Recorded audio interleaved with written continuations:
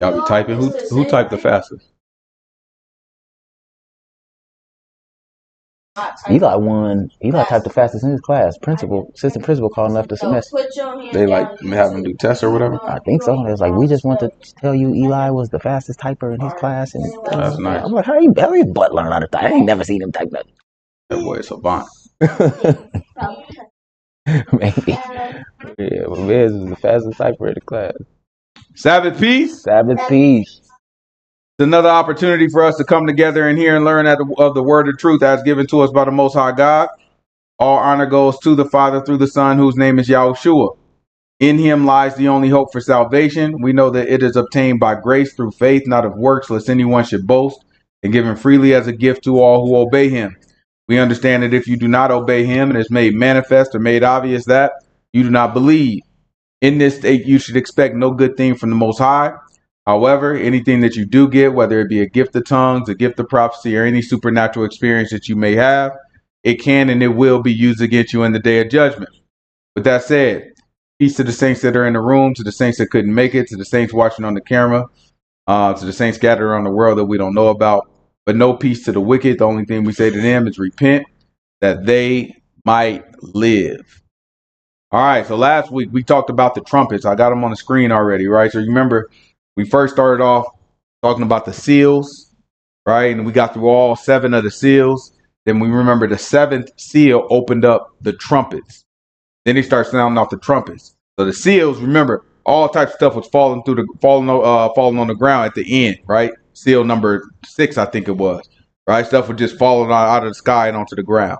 And then we get to the first trumpet, and the more of the same start happening. You remember, you got the hail, right? Then after that, you had a big old mountain, burning mountain that come from the sky, and it hit the ground.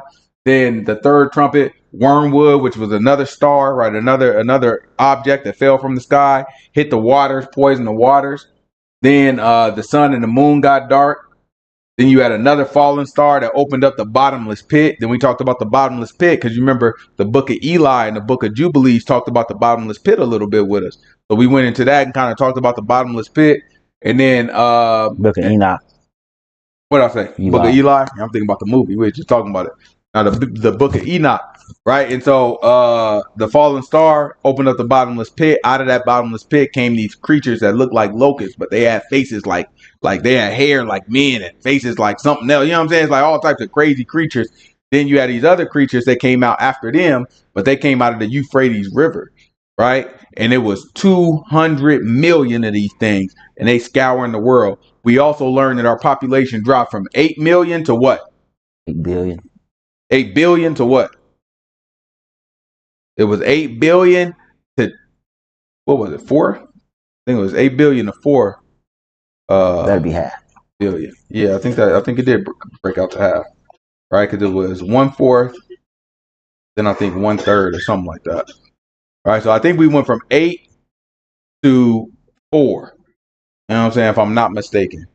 And so now we're about to pick up from there. And we're about to go into chapter 10. We left off at chapter 9. We're about to read chapter 10. This is Revelation chapter 10, verse 1. Revelation chapter 10, verse 1. Watch this. Remember, don't forget the scene. What does the world look like right now? Look crazy, right? It's dark because the sun and the moon is dark. Only 1/3 of the day is giving its light. I mean, 1/3 of the day is not giving its light, right? It's also buildings destroyed, tore up. Half of the people that you know are dead. Like, so if you think about everybody you know and just think half of them are dead. Half of your family is dead. Half of your friends are dead. Half of everybody you know is dead. They got caught by these things. The world look a darn mess, right? Keep going. This is Revelation chapter 10, verse 1. And I saw another mighty angel come down from heaven, clothed with a cloud, and a rainbow was upon his head, and his face was as it were the sun, and his feet as pillars of fire. And he had in his hand a little book open, and he set his right foot upon the sea, and his left foot upon the earth, and cried with a loud voice as when a lion roars. And when he had cried, 7 thunders uttered their voices. And when the 7 thunders had uttered their voices, I was about to write, and I heard the voice from heaven saying unto me, Seal up those things which the seven thunders uttered, and write them not. Right. So now he heard these voices, 7 of them, that said something, and then he was about to write them down, and the Most High God told him, no. What'd he say? Seal up those things. He said, seal it up. Right. Remember when we talked about the seals, right? Each seal is going to be revealing things to us. So this is part of what's sealed up. He is like, no, don't say that. Seal that part up. For what now? And write them not. Keep going. And the angel which I saw stand upon the sea and upon the earth lifted up his hand to heaven, and swear by him that lives forever and ever, who created heaven and the things that are in it, and the earth and the things that are therein are, and the sea and the things which are therein, and there should be time no longer. That there should be time no longer. Right. So now when this angel pops up, I want y'all to understand the vision. So remember, we're on the 6th trumpet, right? When this angel that pops up here, right? This is after the 6th trumpet. When this angel pops up, he's saying there will be time no longer. In other words, this is it. Right? Keep going. But in the days of the voice of the 7th angel, when he shall begin to sound, the mystery of God should be finished, as he hath declared to his servants the prophets. And the voice which I heard from heaven spake unto me again, and said, Go, and take the little book which is open in the hand of the angel which stands upon the sea and upon the earth. Right? So he said, when that 7th angel sounds its trumpet, that's it. The mystery of the Most High God will be revealed. Right? Then he said, go ahead and take this book. Watch what happens when you take this book. Which is open in the hand of the angel which stands upon the sea and upon the earth. And I went unto the angel and said unto him, Give me the little book. And he said unto me, Take it and eat it up, and it shall make thy belly bitter, but it shall be in thy mouth sweet as honey. And I took the little book out of the angel's hand and ate it up, and it was in my mouth sweet as honey. And as soon as I had eaten it, my belly was bitter. Who's that remind us of? Was that Jeremiah? Who ate that? Was it Isaiah? You talking about Jonah? He said Yahuah said he said Yahuah when he said the person in the belly, right? He's talking about Jonah. Remember when Yahuah said 3 days I'll be in the ground like Jonah was in the well, in the belly of the well, right? Good job. That's not what I'm looking for, but you associated the word belly and you associated to Yahuah. That's good, right? But who does this remind us of when you eat a book, right? And it's bitter. Tell me what happened if you don't remember the name. What happened? What do you remember about it?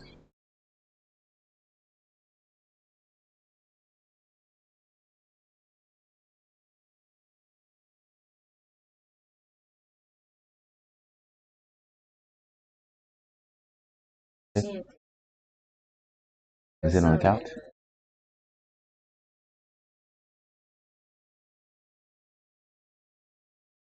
So you start seeing things. You said there was something like in the middle. What type of stuff was he seeing?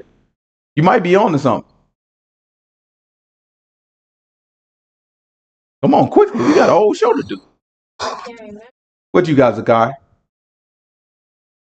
He was seeing visions. This is Ezekiel chapter 3. Real quick. Let's grab. This is Ezekiel chapter 3. Give me verse 1. It's good. You keep your mind activated. You remember this stuff. This stuff will save your life. It's the wisdom of the Most High God, right? If you got the wisdom of the Most High God, then you can make decisions. And when you make decisions, you can be comfortable. You at peace when you make those decisions. A lot of us is back and forth and indecisive. We don't know because we haven't grounded our decision making in the wisdom of the Most High God. And the only way to do that is if you know and you understand and you consider it, right? If you like, you got to do all of it. If you know something and you don't understand it or consider it, it's of no value.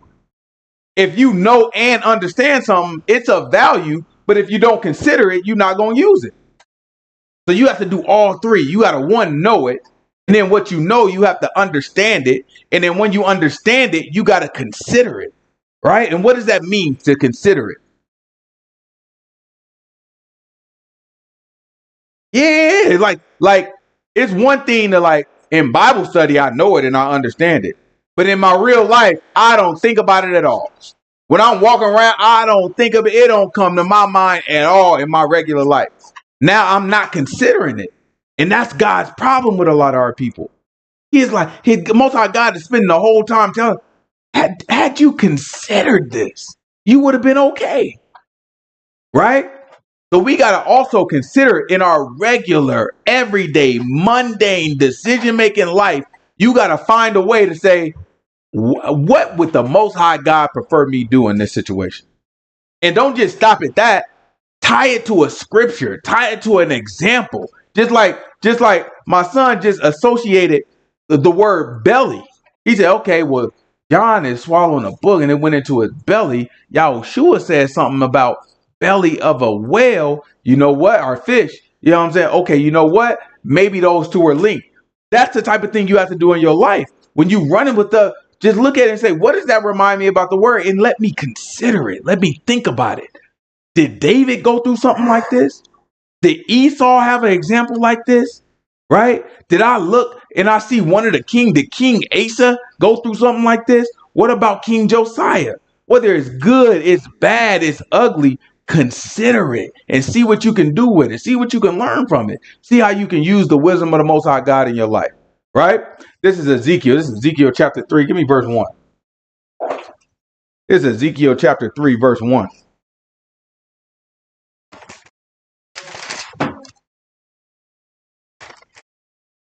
Moreover, he said to me, Son of man, eat that thou findest. Eat this roll and go speak unto the house of Israel. So I opened my mouth, and he caused me to eat that roll. And what happened? And he said unto me, Son of man, cause thy belly to eat, and fill thy bowels with this roll that I give thee. Then did I eat it, and it was in my mouth as honey for sweetness. And he said unto me, Son of man, go, get thee unto the house of Israel, and speak with my words unto them. For you are sent to a people. You are not sent to a people of a strange speech and of a hard language, but to the house of Israel. Not to many people of a strange speech and of a hard language, whose words you cannot understand. Surely, had I sent you to them, they would have hearkened unto thee. He said, if I sent you to somebody who spoke a different language from you, they would have listened to you. So speaking of Jonah, right? You know how you mentioned Jonah. Who was Jonah sent to? Somebody with a different language. He was sent to the people of Nineveh, Assyrians. These are people who spoke a different language. You don't remember when the Assyrian came and they spoke to Hezekiah? They spoke to Hezekiah people on the wall, right? What did the Hebrews say to him? Speak to us in our language. Speak to us in your language because we understand it. Listen, man, don't speak to us in the Assyrian tongue. Don't be talking to us where all the people can understand you, because they were talking crazy. He's like, no, man. I don't want the people hearing all this madness. Speak to us in your language. They spoke a different language. But when Jonah went and preached to the people of Nineveh, what happened? They listened to him. Every one of them repented. And so that's what the Most High God is telling Ezekiel. He said, eat this scroll. And he ate it. And then it went to his belly. And how did it feel? Sweet. Honey. No, read it again. What was it? He said unto me, sweet. And then did I eat, and it was in my mouth as honey for sweetness. And he said unto me, Son of man, go and get thee into the house of Israel and speak my words unto them. Okay, so it was sweet in his mouth, right? And when he tasted it, it was sweet. Then he said, okay, now take this sweet word that I'm giving you and go give it. I'm not sending you to somebody who speaks another language. However, if I did, they would listen to you. I'm sending you to your people, and guess what your people going to do? Keep reading. But the house of Israel will not hearken unto thee, for they will not hearken unto me. For all the house of Israel are impudent and hard-headed. Behold, I have made thy face strong against their faces, and thy forehead strong against their foreheads. As an adamant harder than flint have I made thy forehead. Fear them not, neither be dismayed at their looks, though they be a rebellious house. Right? So he's telling them, you are going to go and people are not going to listen. They're going to be rebellious against you. That's what he's warning, and he's prepping them for that. So he's saying, but I made your head hard as flint. In other words, you're going to be able to withstand when these people. It's discouraging when you telling people you believe what you believe. I believe this book with all my heart, right? So when I'm talking to people and I'm like, look, man, you really need to change your life because, you know what I'm saying? This is how you get it done. And everybody got all types of excuses. And they like, no, but I don't know. But no, you don't understand what I'm going through. And this, that, and another. It's discouraging. It make you feel like, you know what? I ain't sharing nothing with you. This, that, and other. But he's telling him, Don't let that dismay you. Like, don't let that draw you to a different side. I'm making you hard-headed, just like they hard-headed, right? I'm making you rebellious, just like they rebellious. So they rebellious to listen to the Most High God's word. You got to be rebellious to listening to their word. When the Most High God give you something, you got to be stubborn with it, right? You can't let nobody detract you and push you to the side and make you turn and go focus. Y'all remember the man of God? The man of God that went to Jeroboam, right? And you remember Jeroboam put his arm out, and what happened to his arm? It broke? No, it didn't break. What happened to his arm when he put his arm out? Y'all remember what happened to his arm? No, I ain't turned on darn snake. He put out his arm and it dried up. Remember, his whole arm just dried up and got stuck like that, right? And so the man of God was told by the Most High God, do not go back the same way that you came and don't stop at nobody's house. And then the prophet came to him and told him, no, I'm a prophet too. You know what I'm saying? Most High God told you to come to my house. And the man of God listened to the so-called prophet. And it was a lie. You can't let that happen when the Most High God, when you reading this book and the Most High God say, turn from this sin or stop doing this or don't do that. You can't let it come to your mind that just because somebody is saying something to you or just because somebody wants something from you or you think you can get something from somebody that you will sin to do it. You got to be hard-headed towards people no matter what they try to get you to do, just like they hard-headed towards the Most High God, right? So it's Ezekiel. Ezekiel is the first one that ate a roll, right? A book. And when he ate it, it was sweet in his mouth. So now let's go back to John. John ate it and it was sweet in his mouth too, but then it was also bitter in his belly. We're not going to get into it, but we can break that down. Y'all remember number 6, do you?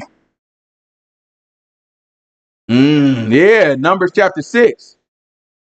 You had the law of the jealous wife. I mean the jealous husband. That's 30. That's 30 something. The number 6 is Nazarite vow. Then it's Numbers 5 then. The jealous husband? Ain't it Numbers 30 something? No. Let's see. Now I want to get it. This Numbers chapter. Let me see. Numbers chapter 5. If it ain't 5, it's the end of 6.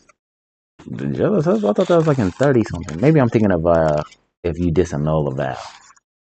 Yeah, disannul is 30.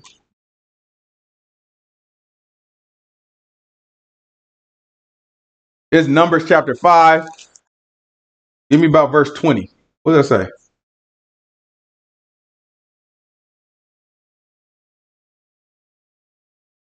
Oh, yes, 5. It's Numbers chapter 5. Give me about verse. What verse 20 say? But if you have gone aside to another instead of thy husband, and if thou be defiled, and some man have lain with thee besides thine husband, then the priest shall charge the woman with an oath cursing, and the priest shall say to the woman, Yahuah make thee a curse and an oath among thy people when Yahuah does make thy thigh to rot and belly to swell. And this water that caused the curse shall go into thy bowels to make thy belly to swell, and thy thigh to rot, and the woman shall say, Amen. Amen. And the priest shall write these curses in a book, and he shall blot them out with the bitter water. Watch this. Look, he shall write the curses where? In a book, and he shall blot them out with the bitter water. And he gonna blot them out with what kind of water? The bitter water. And then what's gonna happen with that water? He shall cause the woman to drink the bitter water that causes the curse, and the water that causes the curse shall enter into her and become bitter. So now he writes the words. He uses the water to erase the words. Then he takes that same water that got the erased words in it, makes her drink the water, and it's bitter water, and then it goes in. So now, this bitter water, what does it represent? Curse. So when let's go back. Because when John, I just want to see what was the word like. You got this bitter water, according to the law of the jealous husband. The wife had to take the curse of the words, have it scraped out. It's scraped out into water, right? The water is used to erase the words. Then the water is drank by the woman, and it's called bitter water. This water with the word in it is called bitter water, right? But this word is curses. So this bitter water has curses in it. Now let's see this book that John got. Let me hear about it. This is Revelation chapter 10. What verse? These people don't know no law. They don't know that. These people talk to y'all all day about law. They don't know nothing about this law. Verse 9. This is Revelation chapter 10, verse 9. Watch this. And I went out, and the angel said to me, give me the little book. And he said unto me, take it and eat it up. And it shall make thy belly bitter, but it shall be in thy mouth sweet as honey. It shall make thy belly what? Bitter. That's the same thing it was going to do to the woman of the jealous husband. And I took the little book. Because we got a jealous God. And he's making us eat the word, the bitter word. And why would the word be bitter? Because there are curses in it. This book that he grabbed has curses in it. That's why it was bitter to him in his belly. Right? Keep going. And I took the little book out of the angel's hand and ate it up. And it was in my mouth sweet as honey. And as soon as I had eaten it, my belly was bitter. Mm-hmm. And he said unto me, thou must prophesy again before many peoples and nations and tongues and kings. Mm-hmm. That's it? Yeah. Let's go on to chapter 11. And we got a lot to talk about when we get to chapter 11. Let's see if we can move through it. And there was given me a reed like unto a rod. And a reed like unto a rod. So when you think of a reed, right? A reed that was like a rod. So think it was a reed that's like a stick, right? And he's about to use this to measure. But watch what he's measuring. And I want y'all to think about what we talked about last week, right? Watch what he's measuring. And the angel stood saying, rise and measure the temple of God and the altar and them that worship therein. So what temple is he measuring? Let's see. Keep going. But the court which is without the temple leave out and measure it not, for it is given to the Gentiles. In the holy city shall they tread under thy foot 42 months. Right? So for 42 months, the Gentiles will tread under their foot the holy city. Well, there's Gentiles in our city right now, but there's no temple. Right? Now, there used to be a temple, but there were no Gentiles. So we have to ask ourselves, what is being measured right now? Right? Is this something that already happened? Can't be, because there was a temple, but there were no Gentiles. Right? And now there's certainly Gentiles there, but there's no temple. So what exactly is being measured? Let's see if we can figure it out. This is Amos chapter 9. It's Amos chapter 9, verse 11.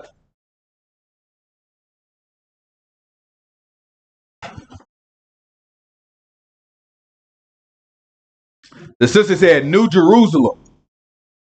Right? New Jerusalem is what she said is being measured. Not quite. We're going to try to figure it out.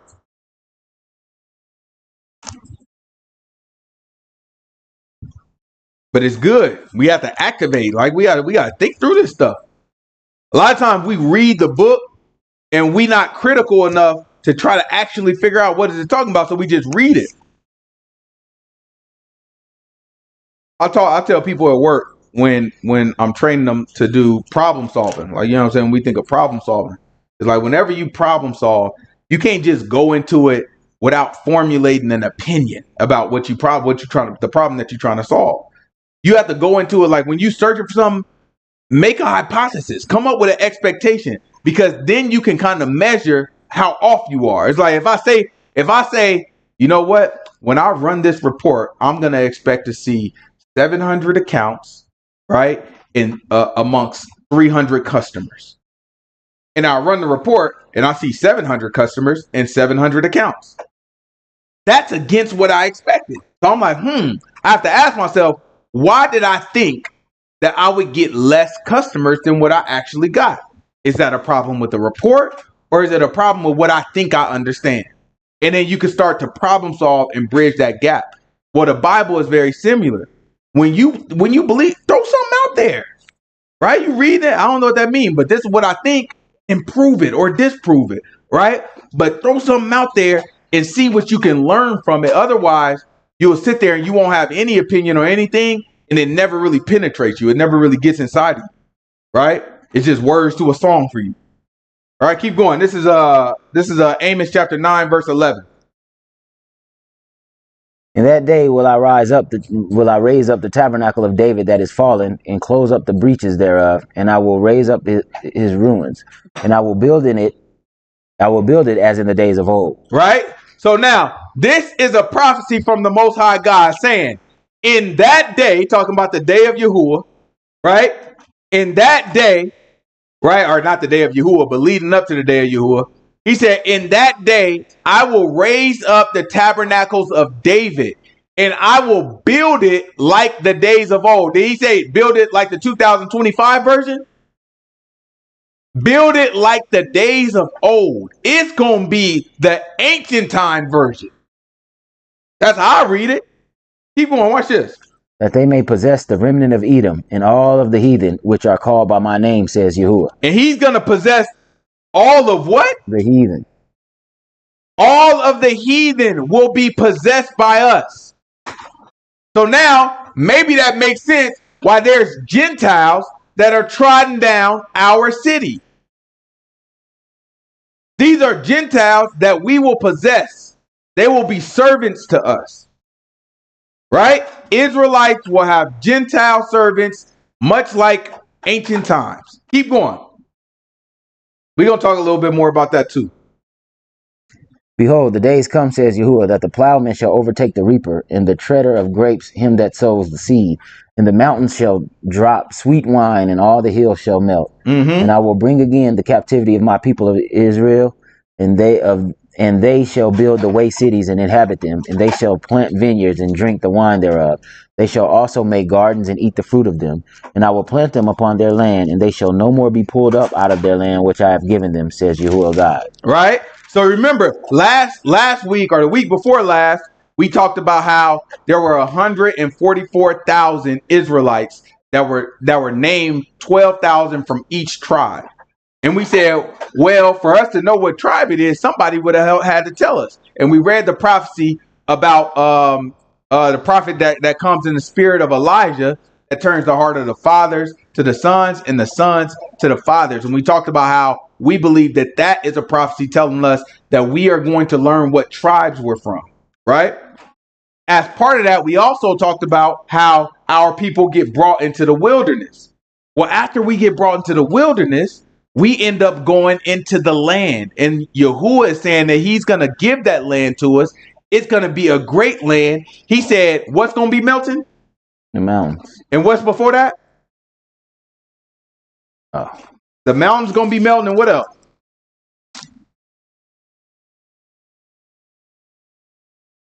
Right before the mountains shall drop sweet wine, and all the hills shall melt. Right?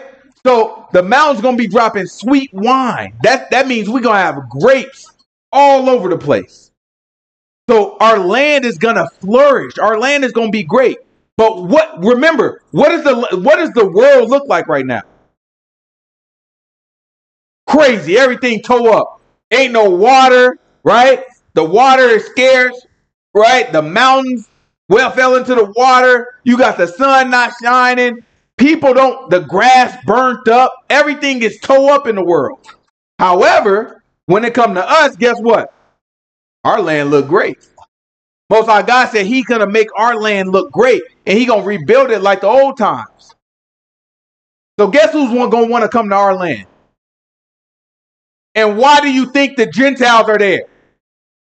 Because their land is being tore up. So they sitting there like, look, man, we just want to come with you. Right? Grab Ezekiel chapter 44. We're about to talk about Ezekiel's temple. What's being built here is Ezekiel's temple. I'm about to show y'all the sizes, right? I just want you to see the difference between Ezekiel's temple and the temples that we've read about so far. And this is based off of how the Bible describes it. So if you look on the screen, right, you have the first thing that was given to us, which was the tabernacle. This is the size of the tabernacle. Then you have Solomon's temple.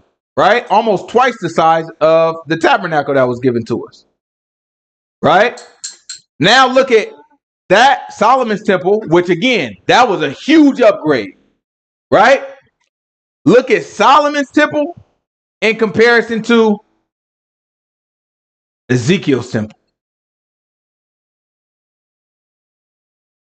Ezekiel's temple, the way he describes it in the book of Ezekiel, is huge. There is no temple in history that has ever fit the description of Ezekiel's temple, which tells us Ezekiel's temple is a temple that is yet to come. So in the future, after these seals start happening, stuff start falling out of the sky, the trumpets start blowing. In that process, as these plagues are hitting the world, it's going to be just like when we came out of Egypt and plagues were hitting Egypt, except the Most High God is not rescuing us from one country. He's rescuing us from all countries. And the Gentiles are just like when Pharaoh didn't want to let us go. The Gentiles are going to say eventually, okay, take them. And in fact, take us with you because we don't want to continue to experience these plagues. And the Gentiles are going to come with us. And we are going to build Ezekiel's temple in our lands, and we're going to build it up according to the scriptures, right? Now, when people read Ezekiel's temples, a lot of folks believe that it's New Jerusalem, that Ezekiel's temple is talking about New Jerusalem, but it is not. So we're about to read Ezekiel 44, and I'm about to prove that to y'all real quick, right? This is Ezekiel chapter 44. Give me verse 15. Ezekiel chapter 44, verse 15. You with me, bro? Yeah, my bad. It's Ezekiel chapter 44, verse 15.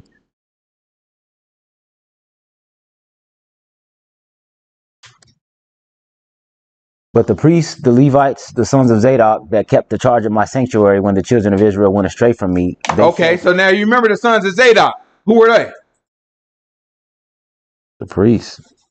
Why is he calling out the sons of Zadok? Because that's who he chose after Eli did what he did. Right? Y'all remember Eli in the book of Samuel, right? Who let his sons get away with a whole bunch of mess. Most High God cursed him. Said everybody in his house will die young. He gonna take the priesthood away from him. Well, then Zadok was chosen after that. So now this is telling us that the priesthood in the future will be sons of Zadok. Not, remember, sons of Zadok is still a son of Aaron. But now you can't just be any son of Aaron. He's telling it's going to be sons of Zadok specifically. So now we know that when we're learning about our tribes, that the prophet is going to have to go and tell people, you're a son of Zadok. You can be a priest. Right? Keep going. Watch this.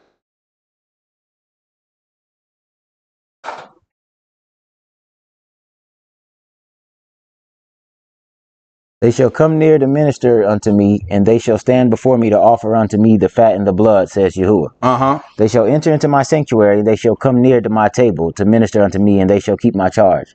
And it shall come to pass that when they enter in at the gates of the inner court, they shall be clothed with linen garments, and no wool shall come upon them while they minister in the gates of the inner court. And within, they shall have linen bonnets upon their heads, and shall have linen breeches upon their loins. They shall not gird themselves with anything that causes sweat. And when they go forth into the utter court, even unto the utter court to the people, they shall put off their garments wherein they ministered, and lay them in the holy chambers. And they shall put on their garments, and they shall not sanctify the people with their garments. Okay. Neither shall they shave their heads, nor suffer their locks to grow long. They shall only poll their heads. Okay. Neither shall any priest drink wine when they enter into the inner court. Neither shall they take for their wives a widow, nor her that is put away, but they shall take maidens of the seed of the house of Israel, or a widow that has had a priest before. Right? So now we have to have seed of the house of Israel, right? But keep going. Watch this. These are all the rules for the sons of Zadok when we go back to the land and we build up the land again.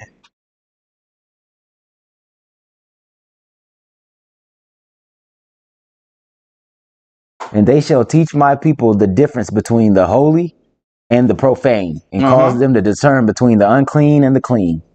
And in controversy they shall stand in judgment, and shall judge it according to my judgments. And they shall keep my laws and my statutes in all my assemblies, and they shall hallow my Sabbaths. Now, so far we've read a few things already. I want y'all to think about what we're reading that makes this less than likely to be in the kingdom, to be in New Jerusalem, right? We'll go over them, but I want, after when we get done with this, I want y'all to be thinking about what we're reading that doesn't seem consistent with this being after Yahushua returns, after the resurrection. Keep going. And in controversy they shall stand in judgment, and they shall judge it according to my judgment. And they shall keep my laws and my statutes in all my assemblies, and they shall hallow my Sabbaths. And they shall come at no dead person to devour themselves, but for father or for mother or for son or for daughter, for brother or for sister that hath no husband, they may defile themselves. And after he is cleansed, they shall reckon unto him 7 days.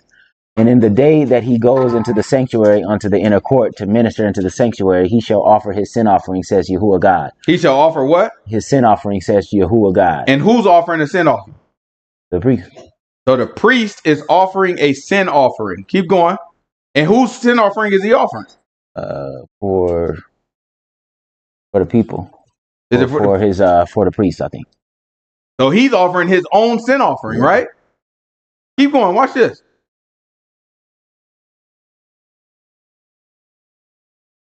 And it shall be unto them for an inheritance. I am their inheritance, and ye shall give them no possession in Israel. I am their possession. They shall eat the meat offering and the sin offering and the trespass offering, and every dedicated thing in Israel shall be theirs. And the first of all the first fruits of all things, and every oblation of all of every sort of your oblation shall be the priest's. Ye shall also give unto the priest the first of your dough, that he may cause the blessing to rest in thine house. The priest shall not eat of anything that is dead of itself or torn, whether it be fowl or beast. So now, what have we read so far that seems like this doesn't fit in the new kingdom, in New Jerusalem? The priest got a wife. The wife, right? Mm-hmm. What did Yahushua tell us? They're not married or given in marriage. Right? He tell us that they are like the angel. In the resurrection, we will be like the angels, where we're not married or given into marriage. But the priest is discussed here about rules of what type of wife. Also, he said you can't defile yourself by a dead body unless it is for a husband or for a wife. Right? So now that means that not only is the priest having a wife, but this means that an Israelite, someone in the kingdom, can die. Which in the resurrection, we should be living forever. And he's giving a sin offering for himself. And he also is giving a sin offering for himself, which means this can't be the new kingdom because there should be no sin of the person that's handling the sacrifices. That's where he stopped. Right? So we have to think about these things and say, is this consistent with this being in New Jerusalem? A lot of brothers think Ezekiel's temple is New Jerusalem. It is not. So now let's go back to Revelation chapter 11. Hold on real quick. Actually, go to Zechariah 8. We're going to Zechariah chapter 8, verse 3. This is Zechariah chapter 8, verse 3. Who let a fly in here?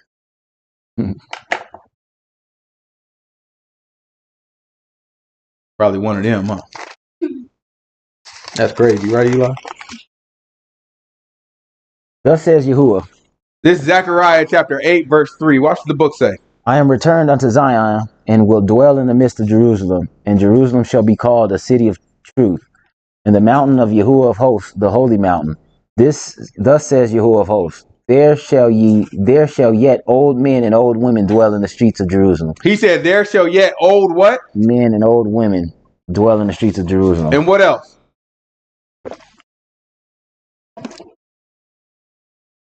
And every man with his staff in his hand for very age. And the streets of the city shall be full of boys and girls playing in the streets thereof. Boys and girls. Keep going. Thus says Yahuah of hosts. If it be marvelous in the eyes of the remnant of this people in those days, should it also be marvelous in mine eyes, says Yahuah of hosts? Thus says Yahuah of hosts, behold, I will save my people from the east country and from the west country, and I will bring them, and they shall dwell in the midst of Jerusalem. They shall be my people, and I will be their God, in truth and in righteousness. Thus says Yahuah of hosts, let your hands be strong, ye that hear in these days these words by the mouth of the prophets. That's good. So Zechariah is also telling us that this is before Yahushua returns. It's before the resurrection, because there's going to be children in the kingdom and people are going to grow old, right? That don't sound like the kingdom that Yahushua describes. This is happening before Yahushua returns. We will be brought back to the land. The whole world going to be towed up, and we're going to be given a land, and it's going to be in the form of ancient times. And our people will grow old there because our land is going to be healthy and we will be protected there. All this before Yahushua returns. The world is going to look dramatically different, and we're going to be in our land, and we're going to have our own community, and we're going to have Gentiles serve us. Right? And it's not going to be like no reverse racism stuff, because our law wouldn't even allow us to do nothing like that. We're going to lawfully have them serve us, where we treat them with respect, we treat them with honor, we treat them with dignity, right? They just have a certain place in our society, right? It ain't shameful like you see in these other countries. Matter of fact, people are offended at me just saying that just because they can't imagine it, because all they've experienced is injustice against oppressed people. We don't oppress the stranger. Our law don't allow us to oppress the stranger, right? Our law requires us to take in the stranger, to feed the stranger.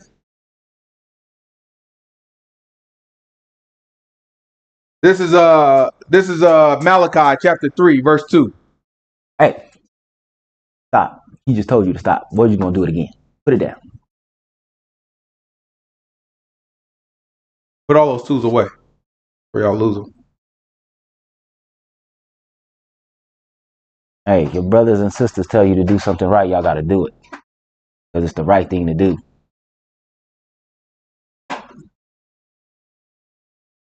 Malachi 3, what? It's Malachi chapter 3. Give me verse 2. And sister asked, she said, so it won't be children. No, there won't be children. Because there won't be anybody to give birth to them. Right? Because we won't be given into marriage.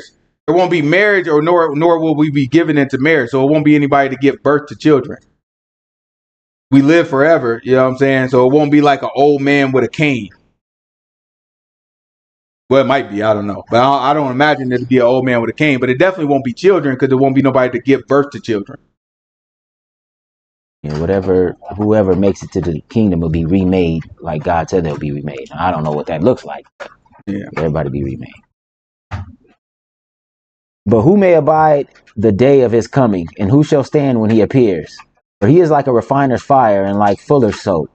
And he shall sit as a refiner and purifier of silver. And he shall purify the sons of Levi, and purge them as gold and silver, that they may offer unto Yahuah an offering in righteousness. Then shall the offering of Judah and Jerusalem be pleasant unto Yahuah, as in the days of old, and as in former years. And I will come near to you to judgment, and I will be a swift witness against the sorcerers, against the adulterers, against the false swearers, and against those that oppress the hireling in his wages, the widow and the fatherless, and that turn aside from the stranger from his right, and fear not me, says Yahuah of hosts. Right? So if you oppress the hireling in his wages, what does that mean? You ain't paying them what you owe. If you have a servant and you oppress him, if you hire somebody and you oppress him, that is against our law. And y'all say, when we get back into the land, he'll be a swift witness to it. What does that mean when he say swift witness? Judgment gonna happen right there. When you, the stuff that we think about now, when you sin, the Most High God gonna deal with you. When we go back to the land, Yahushua is not gonna return yet. It's gonna be just like regular people, except we're gonna have prophets. We're gonna see some things that are miraculous. And guess what's gonna happen? When somebody mess up, the Most High God immediately is gonna judge that person. Immediately. As soon as you sin, you're going to see the land open up and swallow you. Fire come down. Or, you know what I'm saying, the Most High God is going to tell somebody to stone you. But immediately you're going to have to deal with it. So what you think the behavior going to be in our group? Tip top shape. Please, ain't nobody playing with the Most High God when they see some stuff like that happen. Yes, sir. You know what I'm saying? We ain't got time for that. That's what's going to be set up. This is going to be the land that we're in. That was what, Malachi? Yeah. Let's go back to where we leave off at 11. This is Revelation chapter 11. Let's start back at verse 1. It's Revelation 11, verse 1. There was given me a reed like unto a rod, and the angel stood, saying, Rise, and measure the temple of God, and the altar, and them that worship therein. So what he's measuring is this huge Ezekiel's temple. Right? Keep going.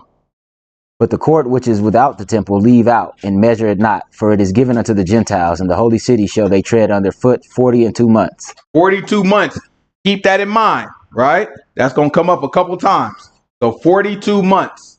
Keep going. And I will give power unto my 2 witnesses, and they shall prophesy 1,260 days, clothed in sackcloth. So now it's going to be 2 witnesses, right? And they're going to prophesy 1,000, how much? 1,260 days. 1,260 days. I guess that's the same as 3.5 years. 42 months. 3.5 years, but it's the same as 42 months. Right? So if we look at it, they are going to prophesy essentially the same time that the Gentiles will be trodden over the land. Keep that in mind. Right? Keep going. These are the 2 olive trees and the 2 candlesticks standing before the God of the earth. And if any man will hurt them, fire proceeds out of their mouth and devours their enemies. And if any man will hurt them, he must in this manner be killed. Mm-hmm. These have the power to shut heaven, that it rain not in the days of their prophecy, and have the power over waters, and to turn them to blood, and to smite the earth with all plagues as often as they will. Right? Now look at that. They have 2 things that was just given to us. Well, a couple things. They can have fire come out of them. But outside of that, they had 2 things that was given to us. Right? They can shut off the rain, and they can turn water into what? Blood. Who does that remind us of? Elijah and Moses. Elijah and Moses, right? We don't have to get it, but the first thing that that 1 Kings 17 should pop up and show us is that Elijah pop up, and then he say it ain't gonna be no more rain until I say so. Rain is over. He stopped the rain. And then Moses, one of the first plagues that he did is he turned the water into blood in Egypt. Right? That's important for us to know, because watch this. This is Zechariah chapter 4. Give me verse 1.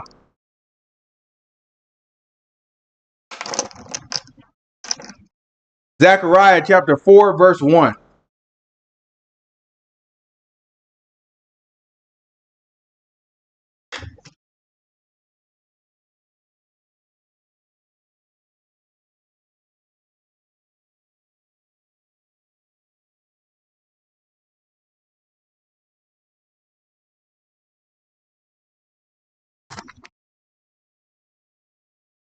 Is Zechariah chapter 4, verse 1.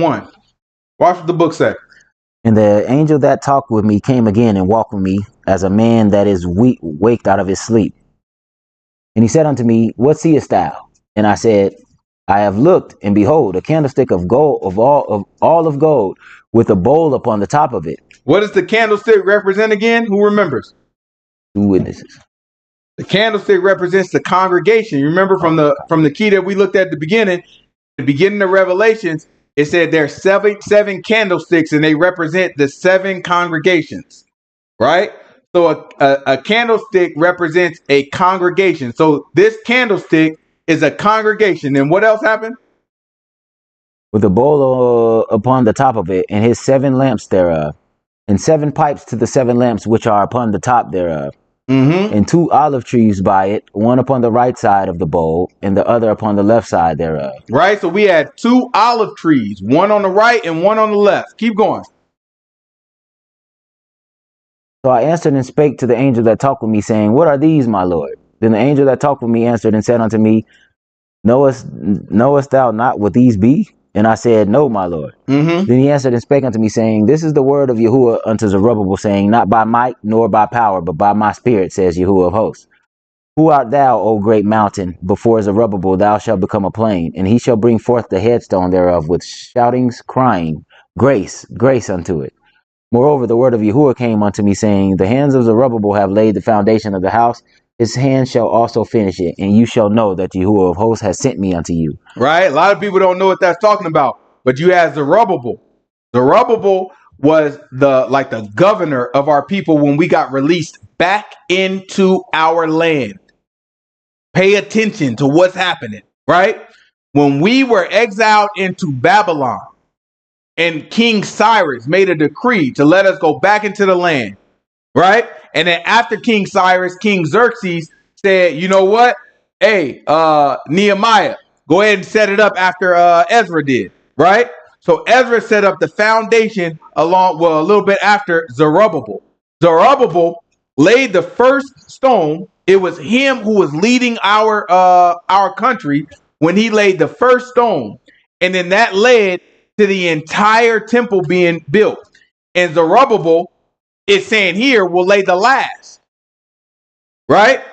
But Zerubbabel actually testifies of Yahushua. So it's saying Yahushua at his first coming laid the first stone to the new Jerusalem, right? To the new land, and he's gonna lay the last. And he said, not by might, right? So it's not like he's saying when the trouble comes, y'all not gonna have to fight a battle.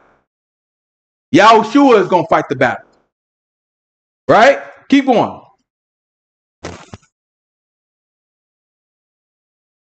For who has despised the day of small things? For they shall rejoice and shall see the plummet in the hand of Zerubbabel with those 7. They are the eyes of Yahuah which run to and fro through the whole earth. Right? The eyes of Yahuah, that means it's the 7 spirits. Right? Keep going. These answered I and said unto him, What are these 2 olive trees upon the right side of the candlestick and upon the left side thereof? So he was curious. He said, yeah, but I asked you about the olive trees. Like, I want to know, what are the olive trees that's on the sides of the congregation, right? Remember, there is one congregation in this vision, right? So remember, when we were in the wilderness with Moses, we were the congregation of Yahuah. That was one congregation, right? So now there's one congregation in this vision, and then on the side of this congregation, you have 2 olive trees, right? Keep going. He said, what are these olive trees?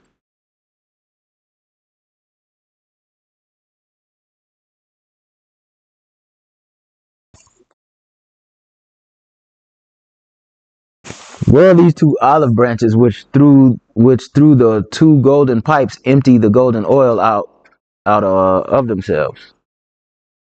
And he answered me and said, Knowest thou not what these be? And I said, No, my Lord. Then said he, These are the 2 anointed ones that stand by Yahuah of the whole earth. Right? He said, these are the 2 anointed ones, and they stand by Yahuah of the whole earth.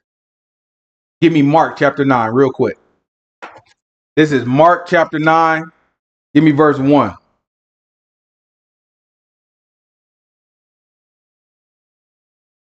Zechariah always used to throw me off because I could have sworn that was Israel and Judah. What's here? Israel. Oh, it was one of the ones when it was like, no, oh, the band, the bonds. Okay, yeah, that's it. Bonds, Israel and Judah. Yeah, we should get that one too. Honestly. This is Mark chapter 9. So remember, in Revelations, it told us about 2 prophets who have the power to stop the rain, and they also have the power to turn water into blood. We said, who does that remind us of? That reminds us of 2 people. Moses, who turned water into blood, and Elijah, who stopped the rain. Then we looked at Zechariah, and Zechariah says there's a candlestick, and there's 2 anointed ones standing on the side of that candlestick, right? And those anointed ones are the anointed ones that stand beside Yahuah. Now we're going to look at Mark chapter 9. This is Mark chapter 9, verse 1. Watch what the book says. And he said unto them, Verily I say unto you, that these be some of them that stand here, which shall not taste of death till they have seen the kingdom of God come with power. And after 6 days, Yahuah taketh with him Peter and James and John, and lead them up into a high mountain apart by themselves. And he was transfigured before them, and his raiment became shining, exceedingly white as snow, so as no fuller on earth can white them. And there appeared unto them Elijah with Moses, and they were talking with Yahuah. Now I wonder why Elijah and Moses is standing by Yahuah, right? Right now, when he's telling them, you about to see the kingdom in his glory. And all of a sudden they see Elijah and Moses. Moses, who can who can turn water into rain. Water into blood. And Elijah, who stopped the rain from King Ahab. Right? Not a coincidence. Right? It's not a coincidence that these are the two people that Yahuah showed to Peter, John, and James. Grab Malachi chapter 4.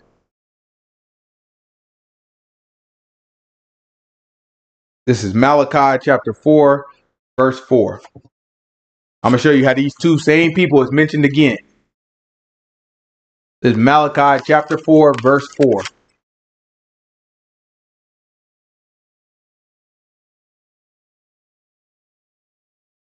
Remember ye the law of Moses my servant, which I commanded unto him in Horeb for all Israel. He told us to remember who? The law of Moses my servant. Right? He bring up Moses. Then what's next? Which I commanded him in Horeb for all Israel, with the statutes and judgments. Behold, I will send you Elijah the prophet before the coming of the great and dreadful day of Yahuah. You think it's coincidence that he told him before the great and dreadful day of Yahuah, he's going to send Elijah the prophet, and you better remember the law of Moses, my servant. And when we read in Ezekiel, it's giving us pretty much a paraphrase of the law of Moses about the priests. Not only will we be brought out of these lands, and not only will we know what tribe that we're from, but the Most High God is going to demand that we keep the law. And we're going to be in the land, and Yahuah will not have returned yet, and we're going to be doing sacrifices. And he will be a swift witness to sins that occur. It's going to be a different time, something like what we think right now is unbelievable. But you just wait. You just wait. This is Psalm chapter 105. Psalm 105, jump on down to verse 23.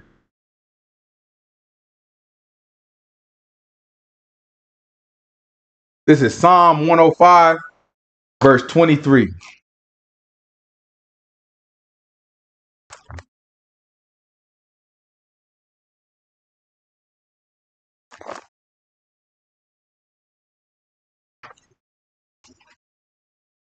Israel also came into Egypt, and Jacob sojourned in the land of Ham. And he increased his people greatly, and made them stronger than their enemies. Turned their heart to hate his people, to deal subtlety with his servants, subtly with his servants. He sent Moses his servant, and Aaron whom he had chosen. They showed his signs among them, and wonders in the land of Ham. He sent darkness and made it dark, and they rebelled not against his word.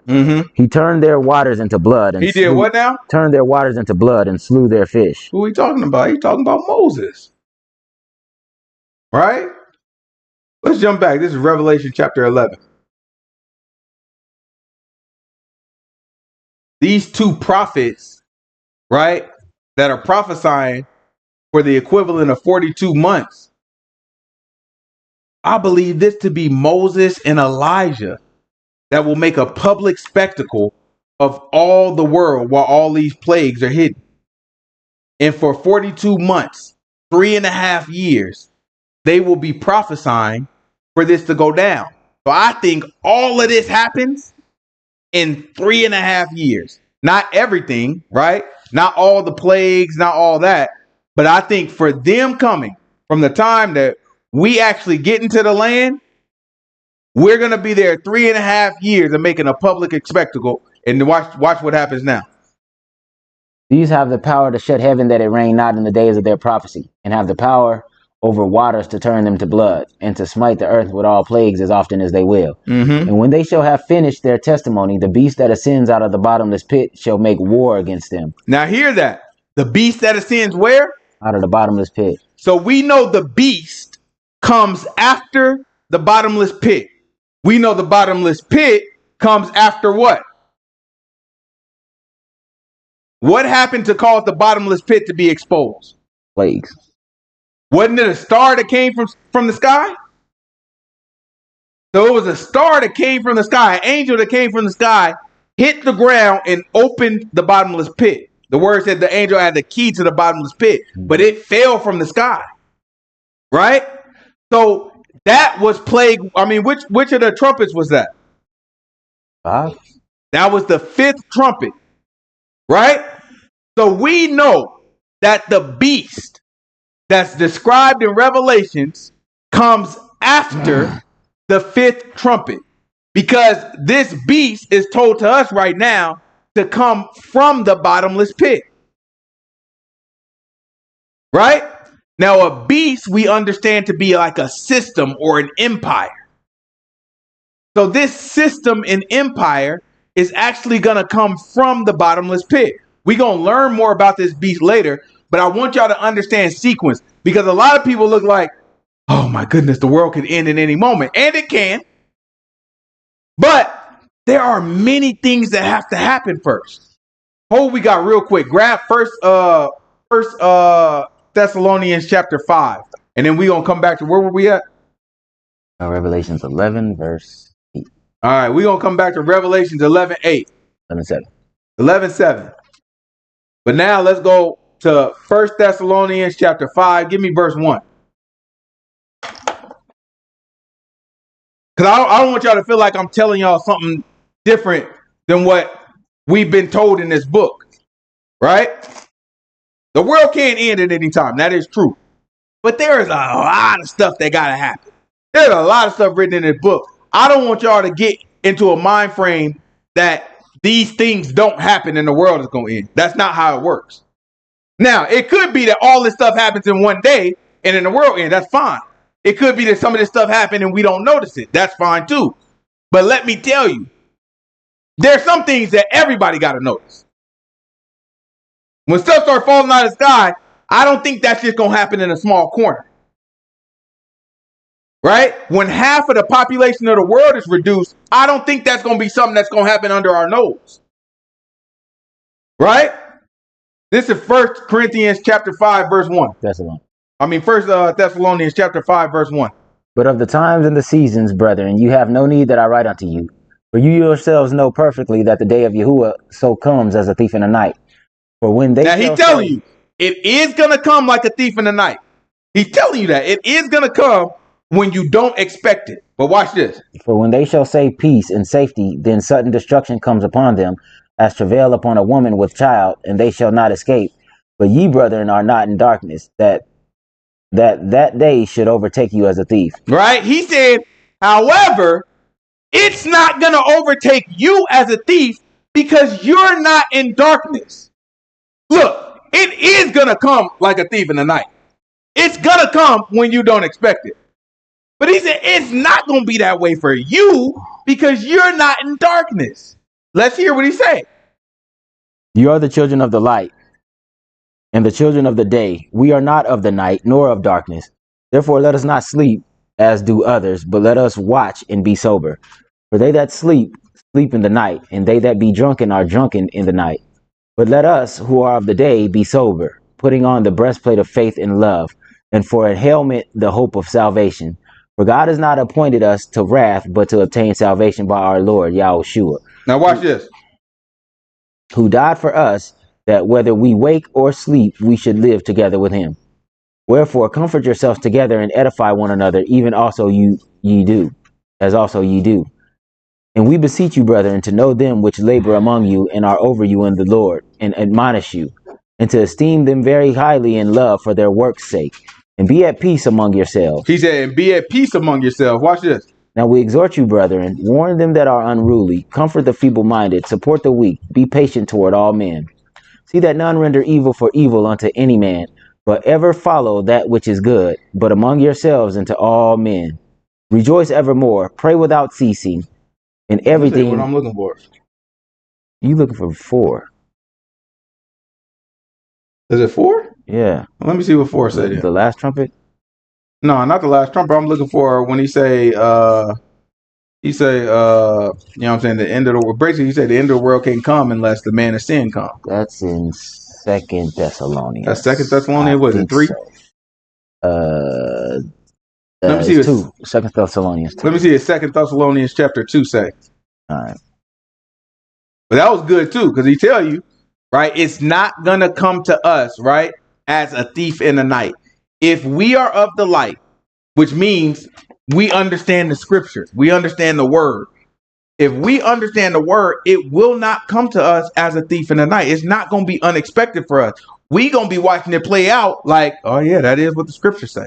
This is 2 Thessalonians chapter 2, verse 1. Watch what the book says. Now we beseech you, brethren, by the coming of our Lord Yahuah, and by our gathering together unto him, that ye be not soon shaken in mind or be troubled, neither by spirit, nor by word, nor by letter as from us, as the day of the Messiah is at hand. Right? So he's telling you, I know we're talking to you and we telling you, look, it's coming, it's urgent. You need to turn from sin. He said, but at the same time, I don't want you to start feeling like it's happening right now. That's what he's telling them. He's like, look, I get it. I know you might get a letter or a word or somebody might say something or you might have heard something, but I'm not trying to make you believe the world is ending right now. He said the day of Yahuah is not at hand right now. Watch this. Let no man deceive you by any means. He said, don't let nobody trick you now. Watch this. For that day shall not come, except there come a falling away first, and the man of sin be revealed, the son of perdition. He said, look, that day is not going to come until the son of perdition comes. In other words, the son of destruction. Right? He's telling you things have to happen before that day comes. And so even Paul is telling people in chapter 5 of 1 Corinthians that it's not going to happen unexpected for you if you know the scripture. And then he's also telling people in chapter 2 of 2 Corinthians that it's not, the day is not at hand and it's not going to come until first there's a falling away and then the son of perdition comes. So that's no different from what I'm telling y'all right now. I know it's people that was a couple weeks ago talking about the rapture and the world going, I get it. I see people don't know what they are talking about. I know it seemed like every time there's a war, it's World War III, and somehow people got this in their head that World War III means the end of the world, which it doesn't. I don't know where they got that from, right? Here's what it means. It only means we're getting closer. But the things we're talking about tonight and over the last few weeks and over the next few weeks that we're going to be talking about, y'all willing, these are the things that have to happen before the end of the world comes. Let's go back to Revelation chapter 11. This is Revelation chapter 11. We left off at verse 6, I think, 7. Revelation chapter verse 7. Verse 7. Revelation chapter 11, verse 7. And when they shall have finished their testimony, the beast that ascends out of the bottomless pit shall make war against them and shall overcome them and kill them. And their dead bodies shall lie in the street of the great city, which spiritually is called Sodom in Egypt, where also our master was crucified. Now these two prophets, right, who I believe to be Elijah and Moses, right? Another fact that we didn't go over, but I should tell y'all, Elijah, if y'all remember, didn't die a natural death, right? Elijah got taken up in a whirlwind of fire by the Most High God and went right up into heaven. He didn't die, right? We don't have any scripture saying he died. Moses is said to have died, but guess what? Nobody saw Moses' body, right? They could not find Moses' body. So he is said to have died, but his body, there's no whereabouts of his body. Right? So these two people left Earth in a very interesting way, in a mysterious way. And now these two people, it seems like, will be back before the day of Yahuah. After that, they are going to be killed by the beast. They're going to prophesy for 42 months, for 3.5 years, and then they will be killed by this beast. Once they're killed by this beast, then their bodies are going to lay in the streets for 3.5 days. Right? Let's see what happens.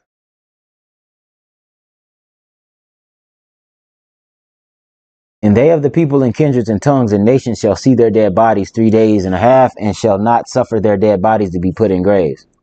And they that dwell upon the earth shall rejoice over them and make merry, and shall send gifts one to another, because those two prophets tormented them that dwelt on the earth. Right? So now these two prophets are the ones that are plaguing the earth. This is telling you the end. I know we're only halfway through Revelations, but it's telling you the end right now. We're going to also start reading again like next week in Revelation, and it's going to tell us, it's going to retell the same stuff in a different perspective. It's going to give it to us in a different perspective about 3 or 4 times. That's what Revelation is doing. And we're going to try to order it to see when we're talking about the same event again. But I want y'all to see they are putting these plagues on the earth. So these seals, these not all of them, but some of the seals and some of the trumpets are happening at the same time. So after the 5th trumpet, right, it's likely that these prophets are here. Maybe even before the 5th trumpet, that these prophets are here. Right? Keep going.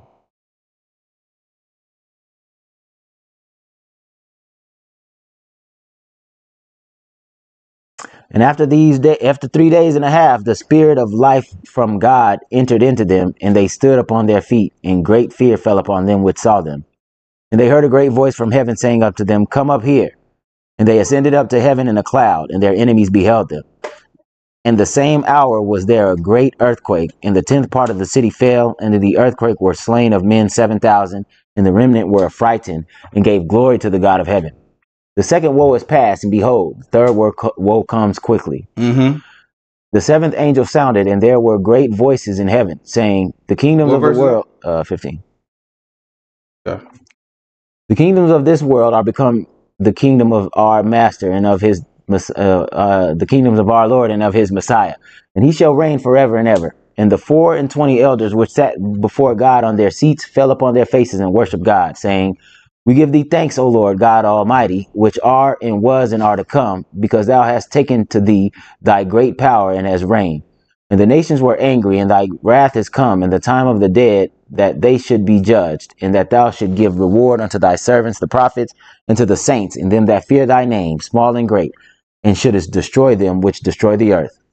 And the temple of God was opened of heaven, and there was seen in his temple the ark of his testament, and there were lightnings and voices and thunderings, and an earthquake and great hail. Right? So then, great hail, lightning, and thundering, but you can hear these people celebrating that the kingdoms of the earth have what? The kingdom of the... Oh, I'm sorry.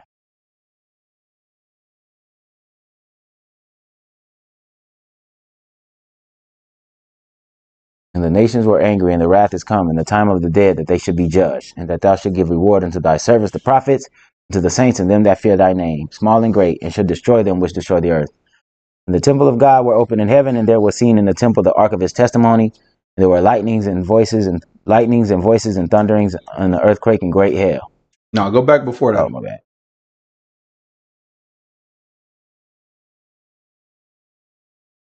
And the kingdoms of this world are become the kingdoms of our Lord and of his Messiah, and he shall reign forever and ever.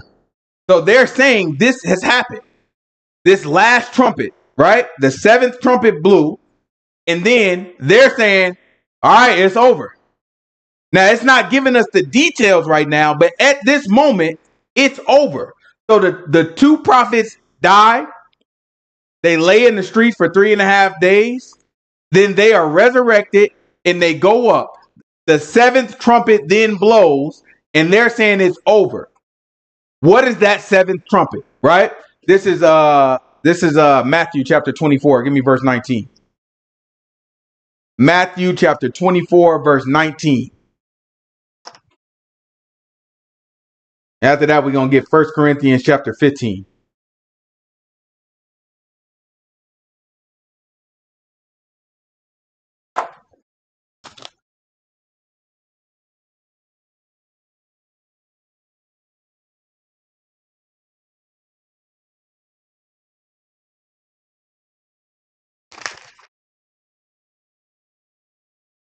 This is Matthew chapter 24, verse 19. Watch what the book say. I mean, verse 29, not 19. Matthew chapter 24, verse 29. 24, 29. Mm-hmm.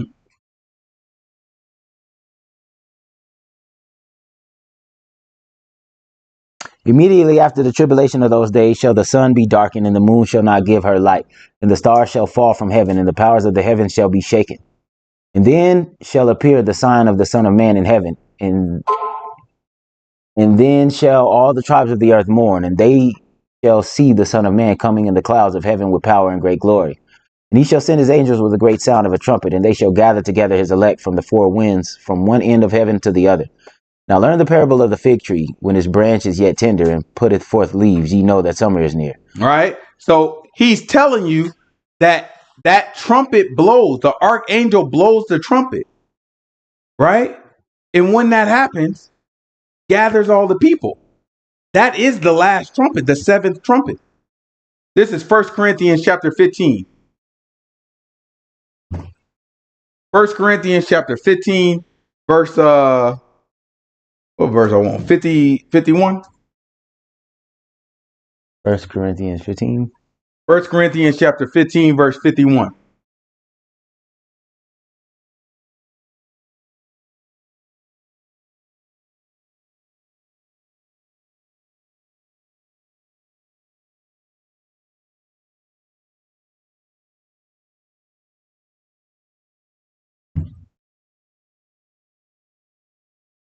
We did what, 29 through 33 on this one, right? You said 19 originally. Yeah, it was 29. Okay. He said 1 Corinthians what? 1 Corinthians chapter 15, verse 51. I remember I read this. Yeah, this one cleared up like Adam. Argument that Adam, like what the people will be in the kingdom. I thought that for a second.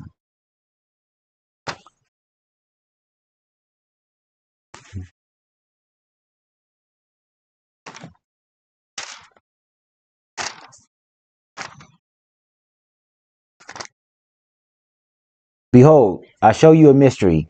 We shall not all sleep, but we shall all be changed. In the moment, in the twinkling of an eye, at the last trump, for the trumpet shall sound, and the dead shall be raised incorruptible, and we shall be changed. For this corruptible must put on incorruption, and this You see mortal... what he said when it's happening? Tell him when it's happening again. In the moment of the twinkling of an eye, at the last trump, for the trumpet shall sound, and the dead shall be raised incorruptible, and we shall be changed. That's the resurrection. The last trumpet is the resurrection. Again, it didn't describe that to us in Revelation. It just told us the last trumpet, and it says, whoo, the kingdoms of the world have become the messiahs at this point. But it didn't describe what it looks like in the events. We're about to go into Revelation chapter 12 next week. And next week, when we go into 12, we're going to look at it from a different perspective, right? And then we're going to go from, I think it's going to go, what, 12 and 13, I think it is. 12, 13, I think 12, 13, and 14, right? 12, 13, and 14 is going to give it to us from a different perspective. But the part that's missing here in chapter 11, where it doesn't tell us about Yahuah actually coming back and all that, it just implies it by saying the world it belongs to Yahuah now. In chapter 14, it's going to describe it in more detail, but it's talking about the same event. And then it talks about it again in chapter 19, right? So we're going to try to line up how it's retelling the same story from different perspectives, right? So far, think of it as like a storyline. We got one storyline that goes from Revelation chapter 4 all the way to Revelation chapter 11.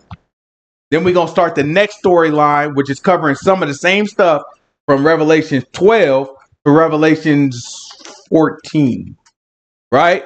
Then the next one is going to be Revelation 15 to, I don't know, we got to see. I think it's Revelation 15 all the way to the end, actually, right? But we'll take a look at it and we'll break them down as we go through. Any questions? What you got? Pharaohs. Yeah, back in the day, but we didn't talk a whole lot about pharaohs in what we read today. But yeah, there were definitely pharaohs in the land of Egypt. In ancient times, there was pharaohs in the land of Egypt. And we will be talking about that. We won't be talking about pharaohs too much, but we'll be talking about Egypt as an empire in the next few weeks, maybe. Any other questions? No questions for you? You don't have questions? You don't have questions? Oh, now I'm going to knock you out. All right, let's pray out.